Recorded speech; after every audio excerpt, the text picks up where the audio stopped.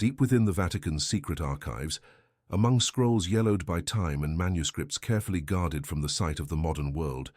rests a secret that has disturbed the sleep of Roman pontiffs for centuries. It is not an obscure heresy or a contemporary political conspiracy,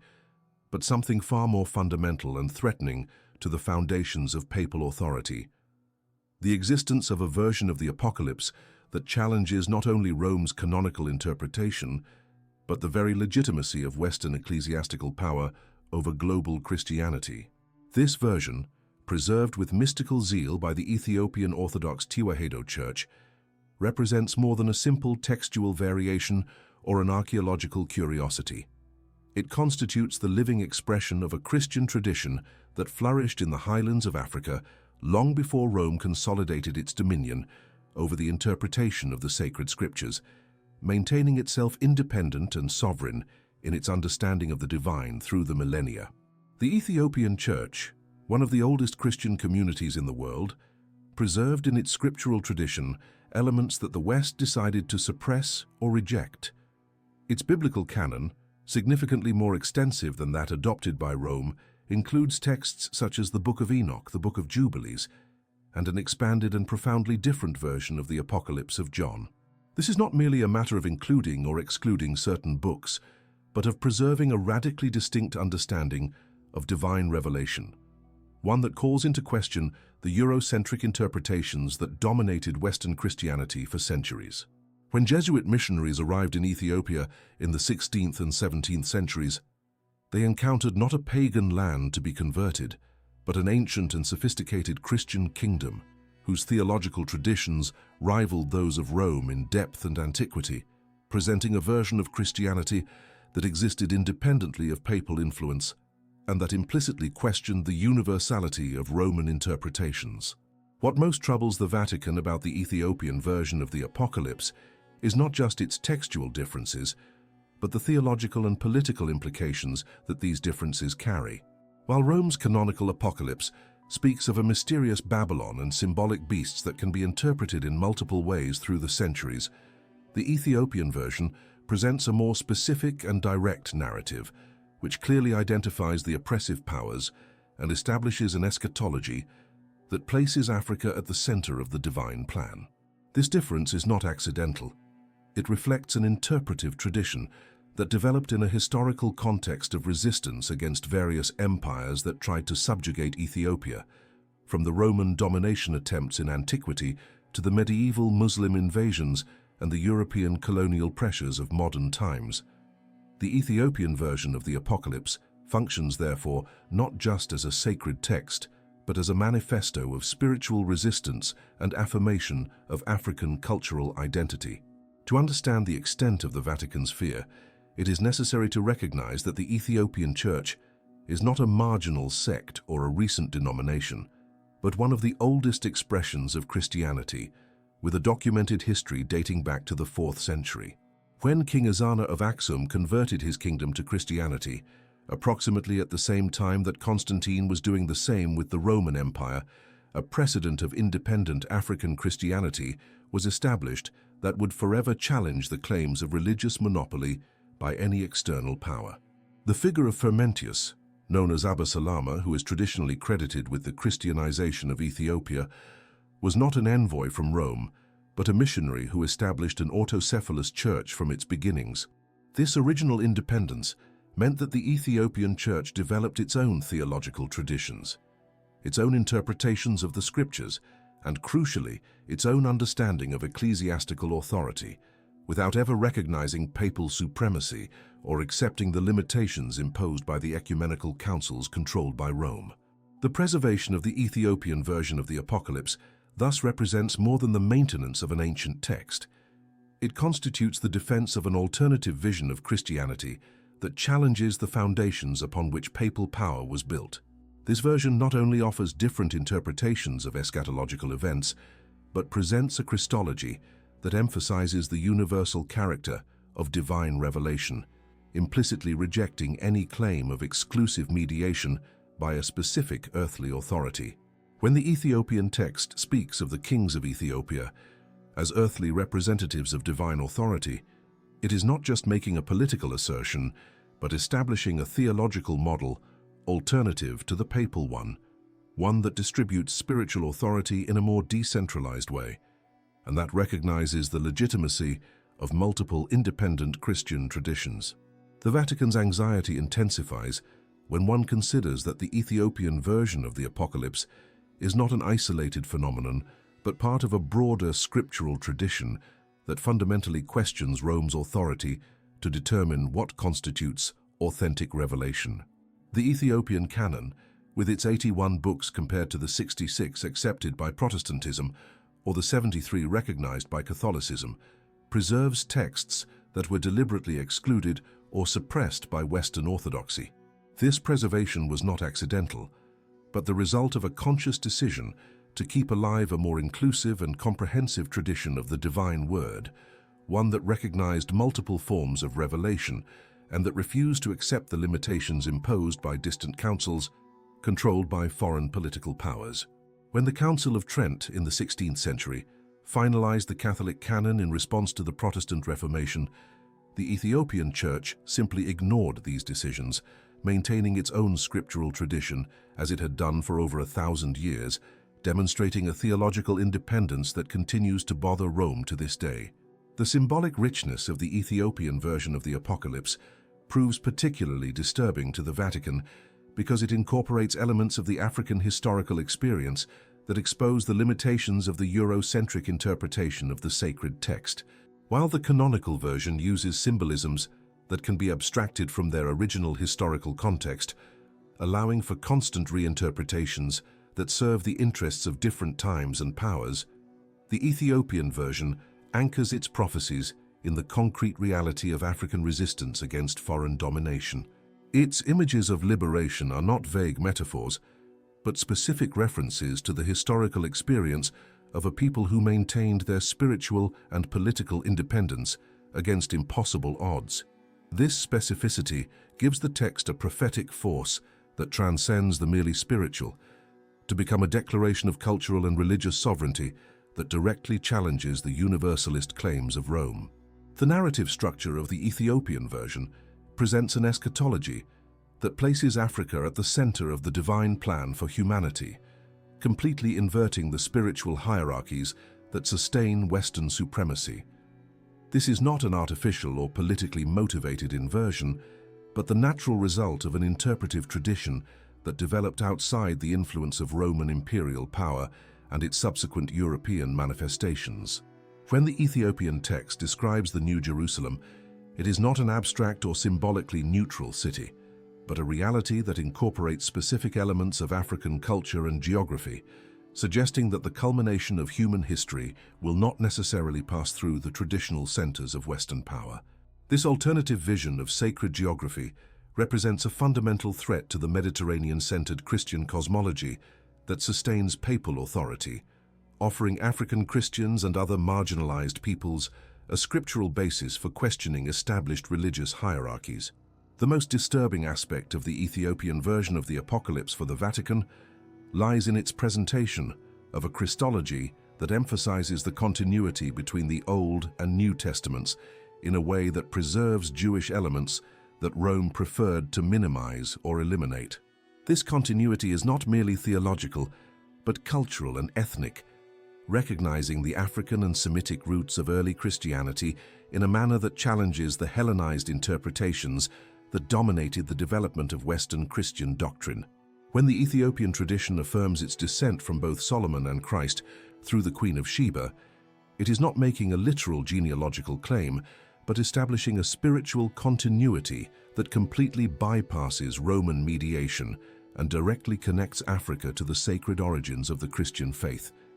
This direct connection represents a form of spiritual authority that is independent of the recognition or approval of any external institution, including the papacy. The preservation of the Ge'ez language as the liturgical language of the Ethiopian Church adds another layer of complexity to the issue. Unlike Latin, which was imposed by Rome as the universal language of Western Christendom, Ge'ez developed naturally as the vehicle of Ethiopian religious expression, maintaining organic connections with the original Semitic languages of the scriptures. This linguistic continuity allows the Ethiopian Church to claim a more authentic understanding of the original biblical texts, suggesting that its interpretations may be closer to the original intentions of the sacred authors than those filtered through Latin translations and subsequent theological interpretations developed in completely different cultural contexts. Ge'ez, as a living sacred language, represents a form of interpretive authority that directly rivals Rome's claims of authenticity, offering a linguistic and cultural alternative to Latin domination over Christian expression. The Ethiopian monastic tradition, intimately connected to the preservation and interpretation of the local version of the Apocalypse, developed a spirituality that integrates contemplative elements with active social engagement in a way that challenges the artificial distinctions between spiritual life and earthly responsibility, promoted by certain currents of Western monasticism. Ethiopian monasteries were not refugees from the world, but centers of cultural resistance and preservation of national identity, where sacred manuscripts were copied not only for liturgical use, but as acts of political and cultural affirmation. This integration of spirituality with political resistance gives the Ethiopian version of the Apocalypse an activist dimension that deeply troubles a Roman Church that often preferred to accommodate itself to established powers rather than challenge them, especially when those powers served the interests of papal expansion. The Vatican's historical strategy for dealing with the threat represented by the Ethiopian tradition is revealed through a careful analysis of the Jesuit missionary efforts in the 16th and 17th centuries, which were not merely attempts at evangelization, but sophisticated operations of religious colonization aimed at replacing the Ethiopian Orthodox tradition with Roman Catholicism. These efforts, led by figures like Afonso Mendes and Pedro Paez, did not simply seek to convert pagans, but effectively to reconvert one of the oldest Christian communities in the world, forcing it to abandon traditions that predated the very consolidation of papal power. Ethiopian resistance to these efforts was not motivated by ignorance or obstinacy, but by a clear understanding that accepting Roman authority would mean renouncing a millennial spiritual heritage that included unique interpretations of the scriptures, distinct liturgical practices, and crucially a version of the Apocalypse that offered an alternative vision of Christian eschatology. The final failure of the Jesuit missions in Ethiopia, culminating in the expulsion of the Catholic missionaries in the 17th century, represented more than a political defeat for Rome. It constituted an implicit acknowledgement that the Ethiopian tradition possessed a legitimacy and depth that could not be easily dismissed or replaced. This failure forced the Vatican to adopt more subtle containment strategies, which included attempts to minimize the importance of the Ethiopian Church in the global Christian context, question the authenticity of its traditions, and promote interpretations of Christian history that marginalized Africa's role in the early development of Christianity. The Ethiopian version of the Apocalypse became in this context not just a disputed religious text,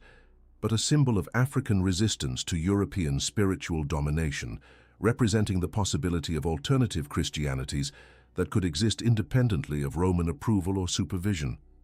The colonial dimension of the issue cannot be underestimated when considering the historical timing of Rome's attempts to subordinate the Ethiopian Church. These initiatives coincided with the period of European colonial expansion in Africa,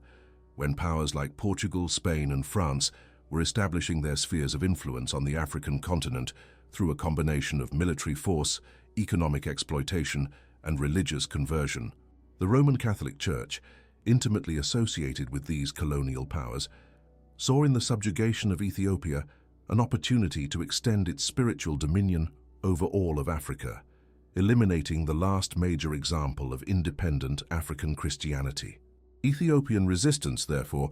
represented a threat not only to Rome's religious ambitions, but to the broader European colonial project, demonstrating that it was possible for African societies to maintain their cultural and spiritual independence even in the face of overwhelming European power.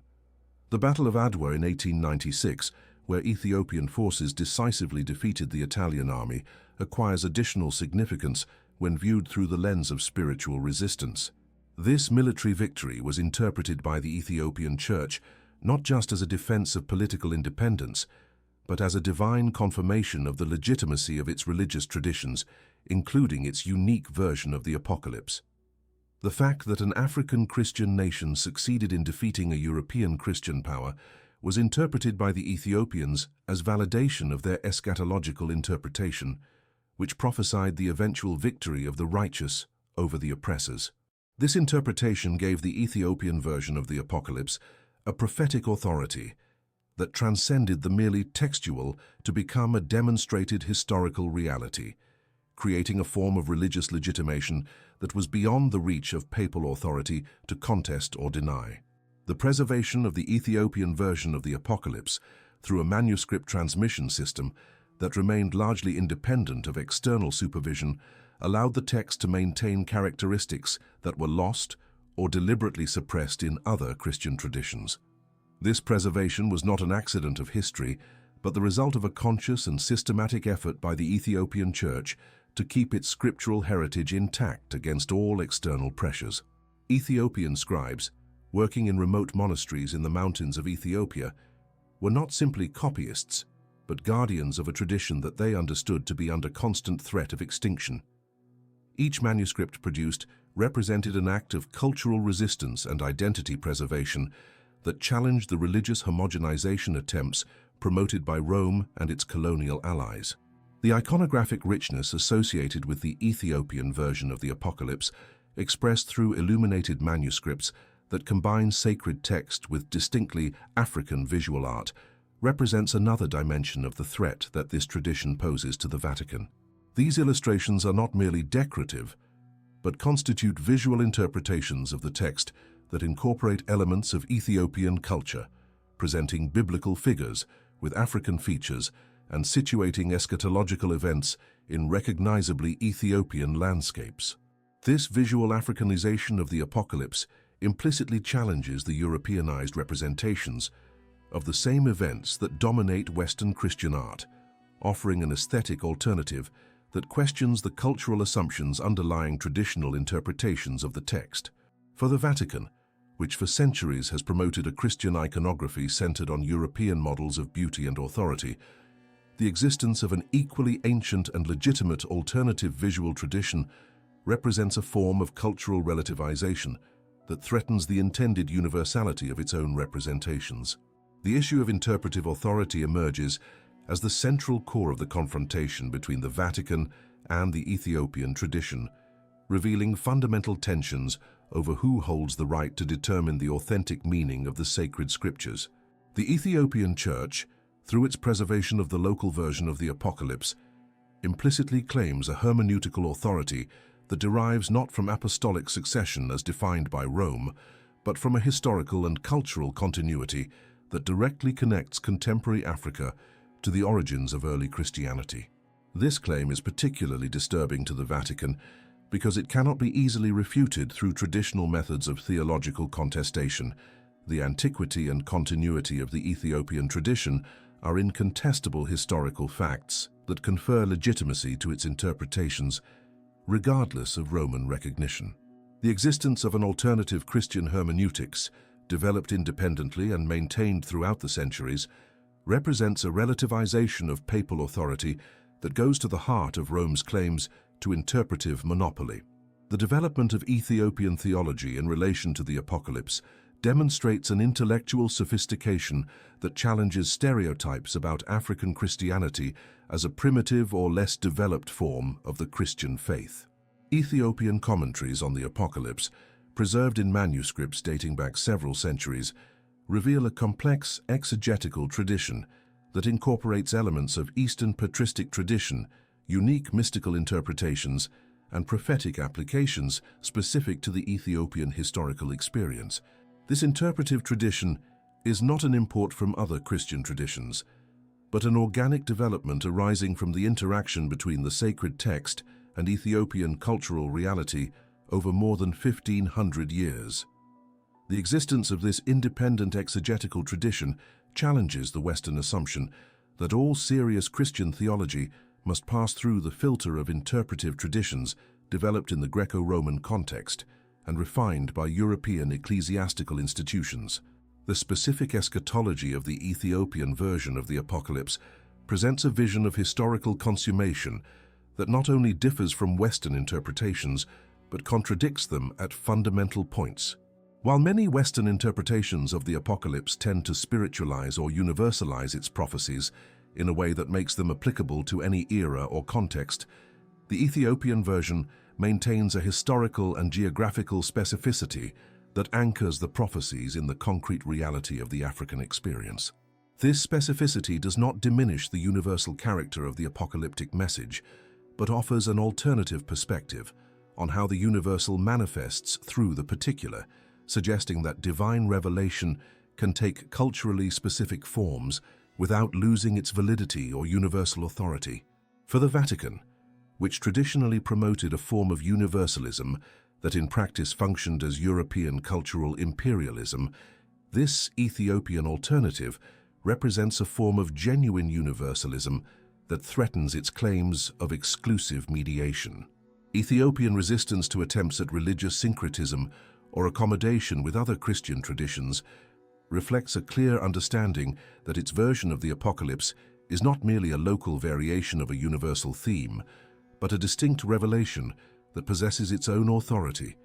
and should not be subordinated to interpretations developed in other cultural contexts. This resistance does not arise from isolationism or xenophobia, but from a historical consciousness that recognizes that previous attempts at religious harmonization often resulted in the suppression of the Ethiopian tradition in favor of imported models. The preservation of the integrity of the Ethiopian version of the Apocalypse represents, therefore, not just a matter of textual fidelity, but a strategy of cultural survival that protects Ethiopian identity against subtle forms of spiritual colonization that could empty its tradition of its distinctive content. The political dimension implicit in the Ethiopian version of the Apocalypse manifests itself through its presentation of models of leadership and authority that fundamentally differ from those promoted by the papal tradition. While Rome developed a model of centralized authority based on papal supremacy and clerical hierarchy, the Ethiopian tradition preserved a vision of spiritual authority as more distributed and culturally rooted, where earthly kings could function as legitimate representatives of divine authority without the need for external validation. This difference is not merely organizational, but theological, reflecting fundamentally different understandings of how divine authority manifests in human history. The Ethiopian version of the Apocalypse, by validating decentralized forms of spiritual authority,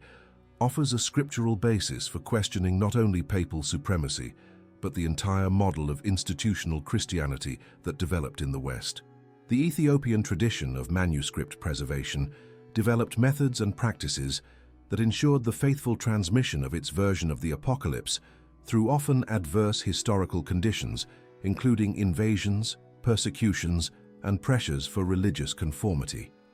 This preservation was not passive but active and intentional, involving not only the copying of texts, but their continuous interpretation and application to the contemporary circumstances of each generation. Ethiopian monasteries functioned as centers not only of textual preservation, but of continuous theological development,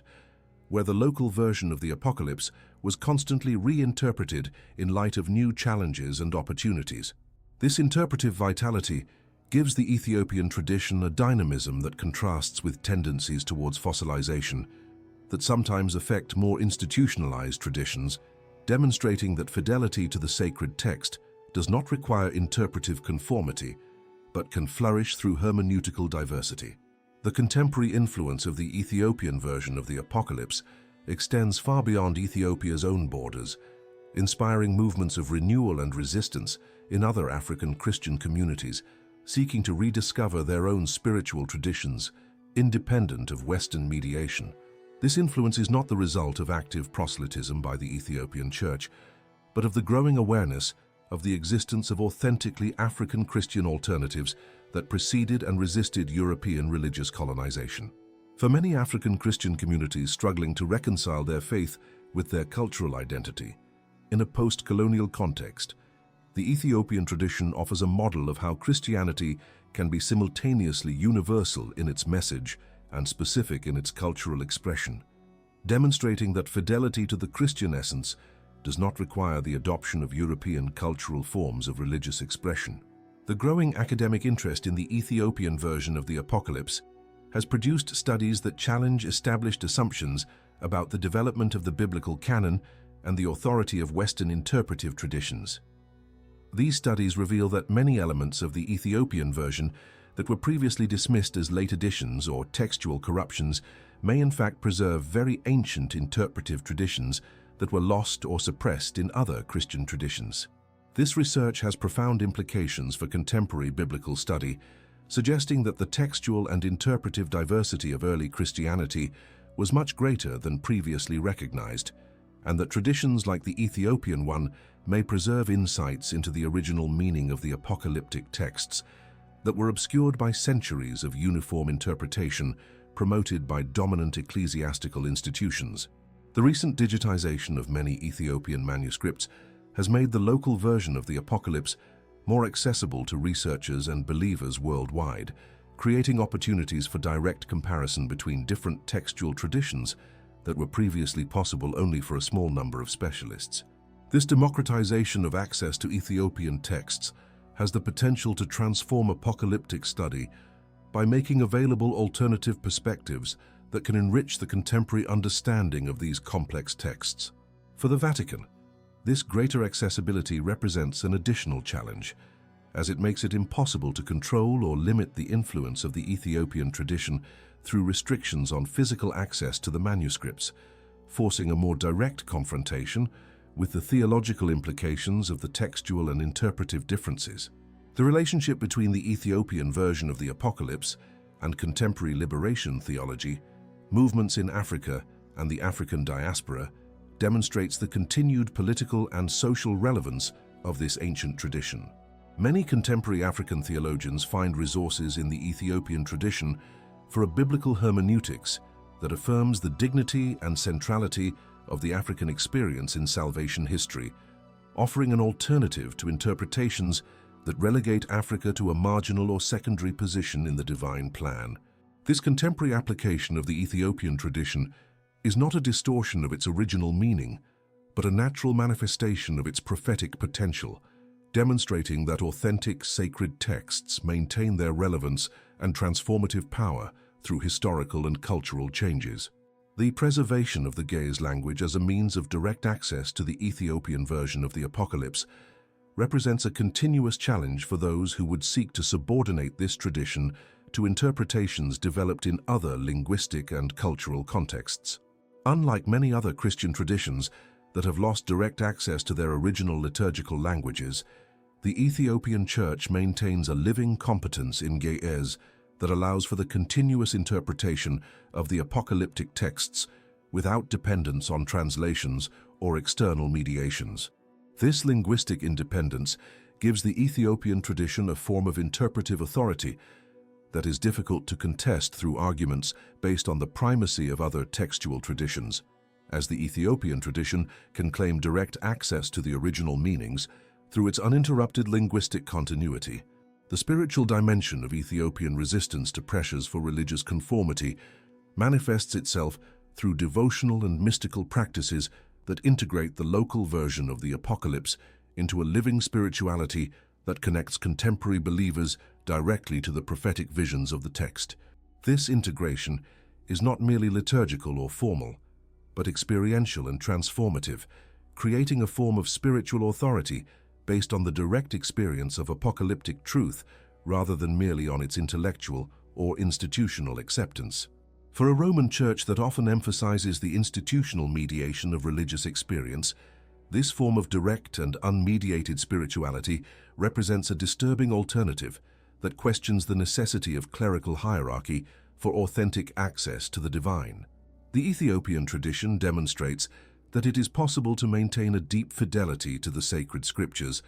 while developing forms of spirituality that are simultaneously ancient and contemporary, traditional and innovative, particular and universal. The fundamental question that emerges from this analysis is not merely whether the Ethiopian version of the Apocalypse textually differs from the Western canonical version, but whether these differences represent legitimate variations within Christian diversity, or deviations that must be corrected through conformity to standards established by external authorities. The answer to this question has implications that transcend the purely religious sphere to touch upon fundamental issues of cultural autonomy, human dignity, and the right of communities to preserve and develop their own spiritual traditions without external interference. The Ethiopian Church, through its preservation of the local version of the Apocalypse, is not simply maintaining an ancient text, but defending a broader principle about the legitimacy of diversity in religious expression and resistance to cultural homogenization promoted by hegemonic powers. The historical significance of Ethiopian resistance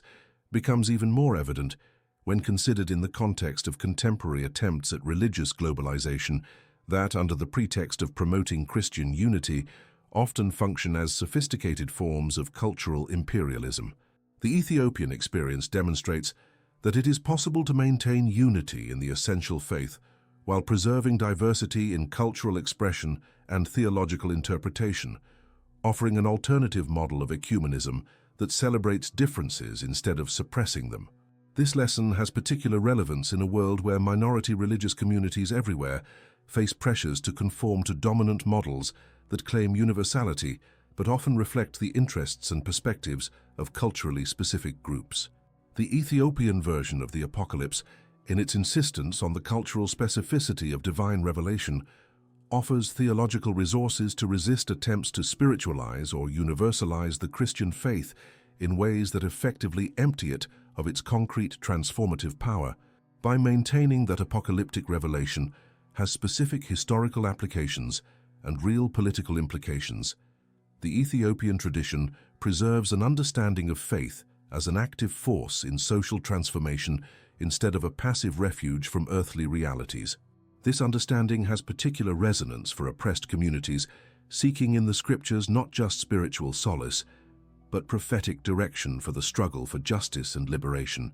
finding in the Ethiopian tradition biblical validation for their aspirations of social and political transformation. The continued vitality of the Ethiopian Church in the 21st century demonstrates that independent religious traditions can not only survive the pressures of modernization and globalization, but can thrive when they maintain their distinctive roots while creatively adapting to contemporary challenges. This vitality refutes arguments suggesting that particular traditions must be abandoned in favor of more universal forms of religious expression, demonstrating that cultural particularity can be a source of strength rather than limitation in the expression of the Christian faith. The Ethiopian experience suggests that religious traditions authentically rooted in specific cultures can offer unique resources for facing challenges that more homogenized traditions may not be able to adequately address. The growing influence of the Ethiopian diaspora in countries around the world is creating new opportunities for the dissemination of the Ethiopian version of the Apocalypse and its distinctive theological perspective. This dissemination does not occur through organized proselytism, but through the natural testimony of communities that maintain their spiritual traditions while integrating into new cultural contexts. The result is a form of evangelization that offers alternatives to the dominant interpretations of Christianity without denying the legitimacy of other traditions, creating spaces for intertraditional dialogue that can enrich global Christian understanding instead of simply promoting one tradition over others. The enduring legacy of the Ethiopian version of the Apocalypse resides not only in its preservation of specific texts and interpretations, but in its demonstration that it is possible to maintain fidelity to the essential elements of the Christian faith while developing culturally authentic expressions of that faith that resist spiritual colonization and affirm the dignity of local traditions. This lesson transcends the specificities of the Ethiopian experience to offer inspiration and guidance for all communities seeking to balance openness to the universal with fidelity to the particular, demonstrating that true universality emerges not from imposed uniformity, but from respectful communion among diverse traditions that share essential common commitments. Ultimately, the reason the Vatican fears the Ethiopian version of the Apocalypse is not because it represents heresy or error, but because it demonstrates that Christianity can prosper in forms that do not depend on Roman approval or mediation, thus challenging the claims of universal authority that sustain papal power. This demonstration is not a threat to authentic Christianity, but a liberation from forms of Christianity that confuse fidelity to the faith with conformity to specific human institutions. The Ethiopian tradition preserves and offers an alternative vision of what it means to be Christian in the world, a vision that honors both divine transcendence and human cultural dignity, providing spiritual resources for the construction of a future where diversity and unity can coexist in mutual harmony and reciprocal respect.